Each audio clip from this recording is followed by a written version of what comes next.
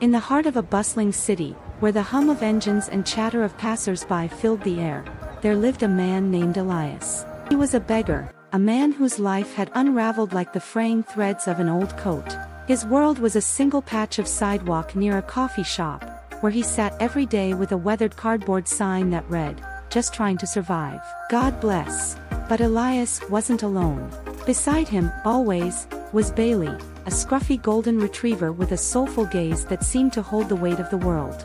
Bailey had been with Elias through it all, the loss of his job, the eviction from his tiny apartment, and the nights when hunger gnawed at them both. They were an inseparable pair, a man and his dog against the world. Each morning, Elias would wake up on his tattered blanket, Bailey curled up beside him for warmth. The city's cold, indifferent wind would cut through his thin jacket, but Bailey's presence was a balm to his soul. He would share whatever scraps of food he could find or afford, often giving Bailey the larger share. "You're my family, buddy," Elias would whisper, stroking Bailey's fur. "I'd go hungry before I let you suffer." Life was a series of hardships. Strangers walked past with barely a glance, their faces a blur of indifference. But every so often, a kind soul would drop a coin or a small bag of food. Elias cherished these moments, not just for the survival they provided but for the reminder that humanity still held some light. One bitter winter night, as snow blanketed the city, Elias noticed Bailey limping. Concerned, he examined the dog's paw and found a shard of glass embedded in it. Panic surged through him. He had no money for a vet, but he couldn't let Bailey suffer. With trembling hands, he gently removed the shard and cleaned the wound with water from a nearby fountain. "Hang in there, Bailey," he murmured, tears streaking his cheeks. "I'll find a way to make you better." The next day, Elias did something he'd never done before. He stood outside a veterinary clinic, his pride swallowed by desperation. Holding Bailey in his arms, he pleaded with the receptionist. "Please, he's all I have. Can you help him?" The receptionist hesitated, glancing at the scruffy man and his injured dog. But then a young vet appeared, her eyes soft with compassion. "Let me see him," she said. She treated Bailey's wound without charge, and Elias couldn't stop thanking her.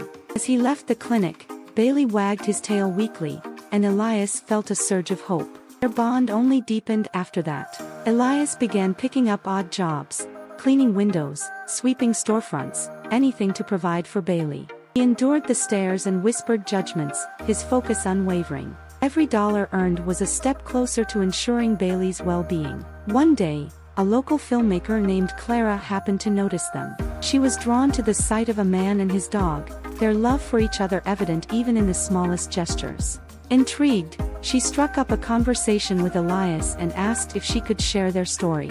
Elias hesitated but agreed, hoping it might shed light on the struggles of people like him.